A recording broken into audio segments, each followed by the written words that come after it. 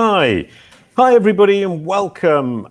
Jason Barnard here with Christine Schaschinger. I've always had trouble saying that name, but it's a lovely name, Schaschinger. Can't say it when you're drunk, can you? Actually, that's the close to German pronunciation. So I say it American, Schackinger. Oh, But okay. all my German friends tell me I say it wrong, which is okay.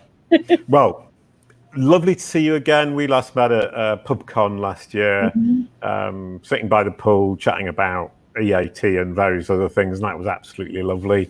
And today we're talking about Google penalties, which is kind of depressing compared to EAT, which is kind of positive, isn't it? It's kind of, well, Google penalties, let's go through it. You've got Google penalties, where it's the manual actions, the idea that somebody at Google comes in and says, you've been naughty, and in Search Console, you see a message that says, you've been slammed. That's a penalty. That's an active penalty. Would you agree? Yeah, actually, it's the only thing that's truly a penalty is the manual actions, because the only way they go is down, where the algorithm changes could go up or down, so you could do better or worse. So penalties are strictly when Google hand reviews your site and then decides you're bad and you need to be punished. Yeah, so it's a person and they tell you, and then you can actually sit back and think, what do I need to do about it? Because they tell you what the penalty's for, whether it's spammy in links or thin content or schema markup or whatever it might be.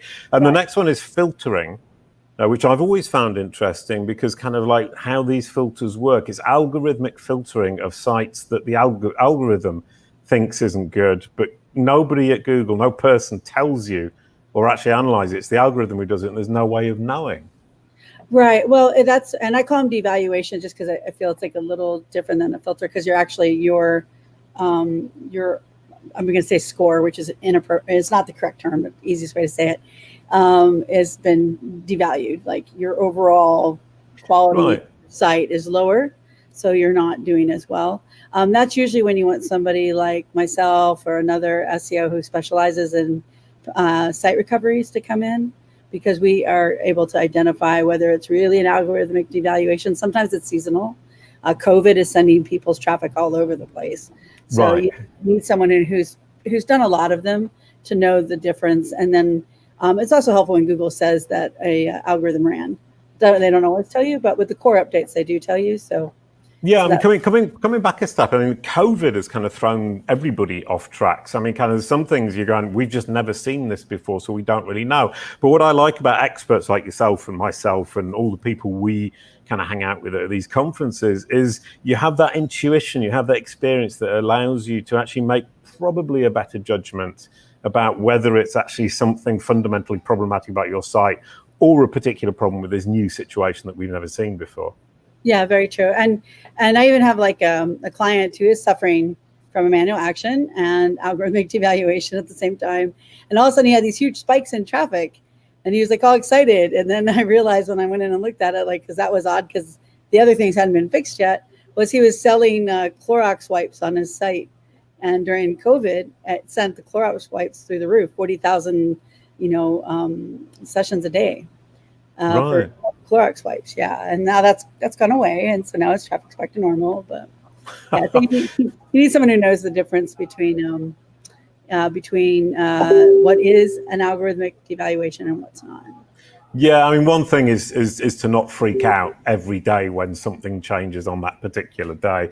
I think that's very important. And you're talking about algorithmic devaluation, which I love as a phrase.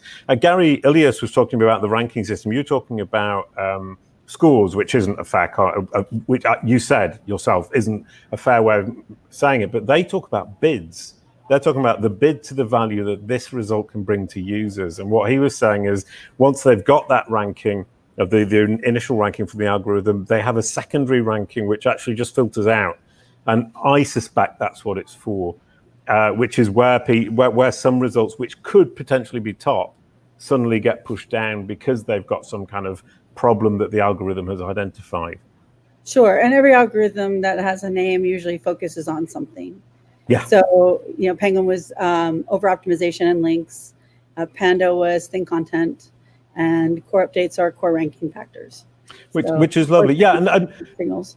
And that brings us on to the core ranking factors, which is my favorite. I mean, because it's not a Google penalty at all. I mean, I think a lot of people say, oh, I've been punished by Google by the latest core algorithm update. But I tend to be kind of half full glass person, terribly naive and terribly enthusiastic. And I think all they're trying to do is make the results better. Yeah. So is it that some people are going down, or is it that other people are going up? And by definition, when somebody else goes up, the other person goes down.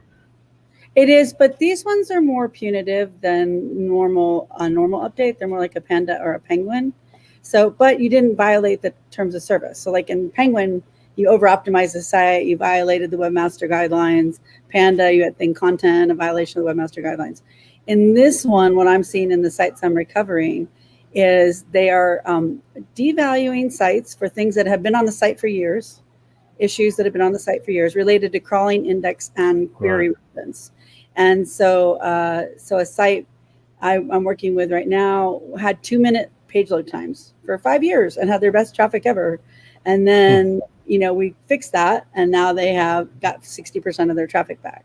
And they have some more things we have to fix. But so the core updates are, core ranking signals and how they're valued by Google, but they're more punitive than normal. Well, that's a great point. It's not because you've been getting away with a bad load page, slow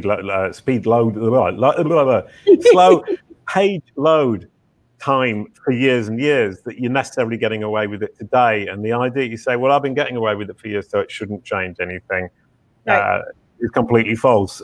You actually it's a constantly moving target that you're chasing, and I think people tend to forget that. Well, there was it was a very public one, examine.com. A lot of SEOs talked to the guy who owns it or runs it. I'm not sure which. And so I had sent in some changes that I found where he had dropped on 800 pages, all in 2 directories.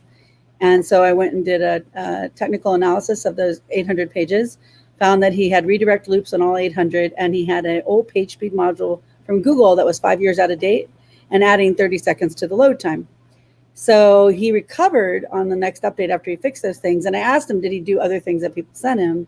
Because I knew other SEOs had sent him ideas, and he had not. The only things he changed were the redirect loops and the massive time increase. Which is interesting, because his perspective was, I've been penalized. Google's perspective is, we've promoted sites that are faster than you, which is kind of, that's an interesting difference in perspective that we could well do to bear in mind. And also because I think, this is just a personal opinion, I don't have anything to back it up yet. I think Google is trying to surface sites that meet Quality Rater guidelines. So there's like confusion, like Quality Rater guidelines are SEO guides, they're not. It literally says in the documentation, the Quality Raters guide is only the goal of the algorithms, to surface sites that are like what we say in the Quality Raters guide. So they're not an SEO guide, but it's great. If you make your site just like the Quality Raters guide, you're not going to hurt for it. But I think that they're starting to ignore sites that have massive resource draws, because of the amount of resources it takes for Google to crawl the web. So like one recent place that they put up, one recent center, they had to build a dam for the Cooley, a dam. They had to dam the river. Like, how much did that cost them? And lawyers and regulations and all that.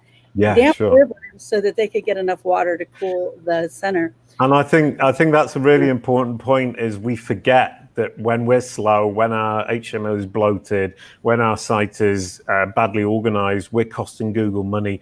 Google, as a commercial organization, they're not going to do you any favors if you're costing them lots of money. Exactly. And on the Money of Your Life sites, which is primarily what have been targeted, although it's a query level target, it's not a site level target. So they don't know that your site is your Money of Your Life. They're just, when they say that, they're accurate. They do know from entity evaluations what a Money of Your Life query is. And so when I recover sites, I notice it happens on your Money of Your Life queries, not necessarily page level or site level.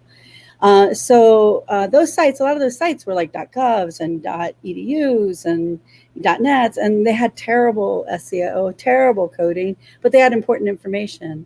So I think that they stopped giving whatever they were doing in the algorithms. And like, I can't prove this. It's just my ideas from everything I've been looking at. is they just still giving them a pass, because every site that I've recovered, these issues have been on there 5 years, 10 years. Like, they've never been hit for them. And then all of a sudden on core updates, they drop 80%, 90%.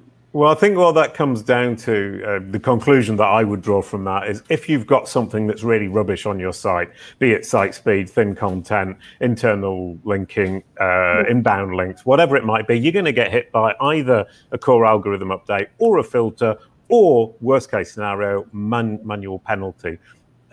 So sort your stuff out, get your site back on track, and you don't have to worry about penalties, filters, or core algorithm updates. Thank you very much, Christine. That was absolutely wonderful.